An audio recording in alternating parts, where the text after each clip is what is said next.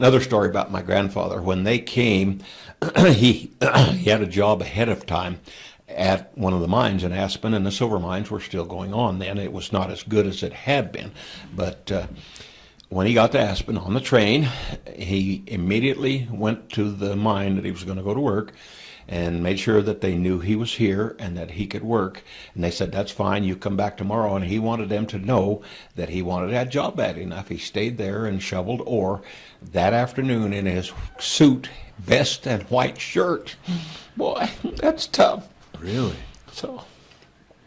But it's that persistence, and they were just the good drive. people. Yeah, they were. And of course, you know, when you look back, if he'd been starving for that period of time and went to bed hungry lots of times, you know, if there was a chance to make some money and take care of his family, he wanted to do that. Yes. So now you talk about the Nieslandics.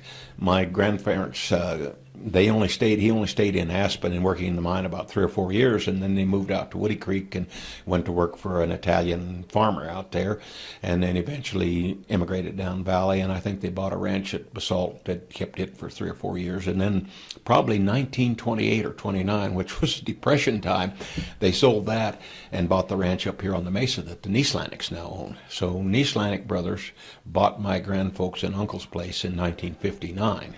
And so the grandparents had come down to here. And this was a better farming and ranching area, you know. It was just better for that. Down in the valley? Down lower elevation. And so you could river raise soil.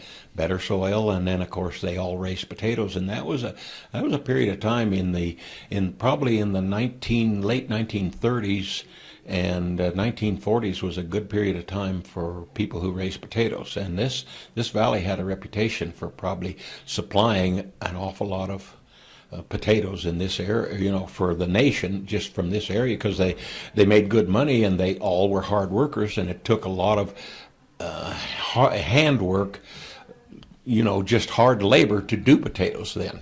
And so they all made good money doing that. So do you have memories of the valley's acres and acres of potatoes?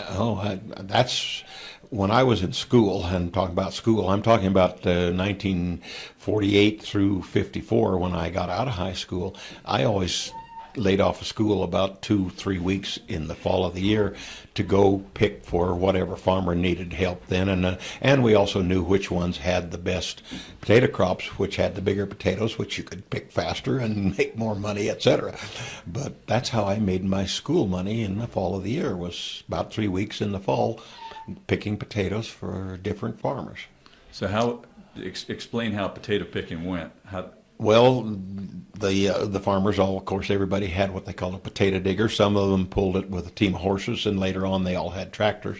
But it's a machine that has like a big spade that goes under in the ground. Then they adjust it so it goes down underneath where all the potatoes are and the plants, and the potatoes are under the soil about anywhere from just barely under the soil to 8 or 10 inches deep. So this spade would be down probably a foot or more deeper, and then pulled along, and it came up on a series of like, not rollers, but it would be about that wide, and it had a big space so that the dirt and everything, and it shook a little bit, so the dirt all fell off, and then ended up, after it fell off of the back end of the machine about 6 feet away, there the potatoes were lying right on the ground, and you just picked them up and put them in a basket, and you had a partner, because there was always 2 rows that you and your partner did. And the reason you had a partner is because when you filled the basket, then you had to put these into a sack, a gunny sack, you know, right. burlap bag, and you needed 2 people to do that more handy. So I always had a partner I picked with, and one of the school kids I picked some, and my dad some, and once in a while Mom would come some, and so you know, but you always had a partner, and that's how I made my money in the fall of the year. And it was hard work, but it was pretty good money because it was paid piecework. You paid so much per sack that you picked, and I can't remember how much it was now. That's been too long ago to remember. But yeah, that was an enjoyable time.